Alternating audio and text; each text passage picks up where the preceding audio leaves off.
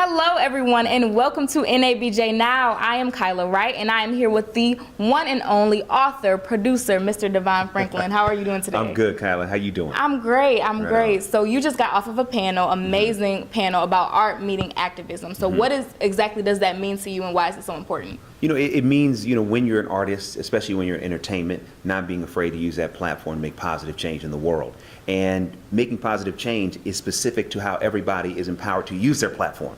So positive change doesn't look like the same for everyone. It's uniquely tailored to how each person is uniquely suited to use whatever their influence is for the greater good. So when you speak about your influence, how do you feel like your influence is positively impacting us here at NABJ, and what is, your purpose in coming here? Yeah, my purpose in coming here is, first of all, I always love coming. NABJ is just one of the best places to be because you just really get the community, you get the energy, and also there's so many, young journalists of color that are here, and this is the future.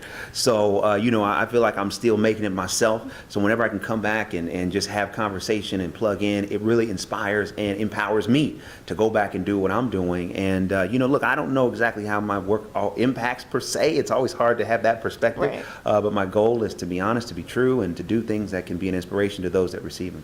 So when you talk about the young journalists who are here, because there are a plethora of young journalists who are here at NABJ, what is some advice that you would give to those young journalists out here? Yes, we spoke about this a little bit on the panel. My advice is, one, find your voice. And as you find your voice, don't be afraid to serve. You have to carry a crown before you wear one.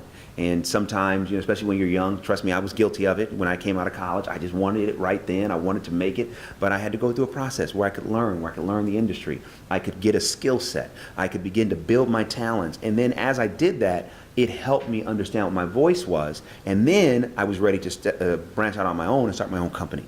So anybody out there that's young and have dreams, one, know you can do it. Two, commit to the process. And three, find your passion, because your passion is going to ultimately lead to where your voice is going to fit in the world. And something else you said on the panel that really stuck out to me personally, a question was asked about, well, what do I do because I want to give back to my community, but I'm a broke college student and I can't do anything. So what do I do? So can you just, retell that story, because that was very powerful, and I want our audience to hear that. I just said, listen, right now, we all can be a committee of one to make change in one person's life, and that's not dependent on money. We all have our phones. We can use social media to make an impact, which is a really strong way to become an activist. The other thing is, you can mentor one person. You can go volunteer an hour a week. The little things that we think, that doesn't matter. It matters. Absolutely. So we all can find our area of influence and our area of giving back, no matter where we are. So please don't use the idea that you're a college student to say, oh, well, one day when. No, don't outsource your commitment to the community for a day that may never come. You can start doing it right now.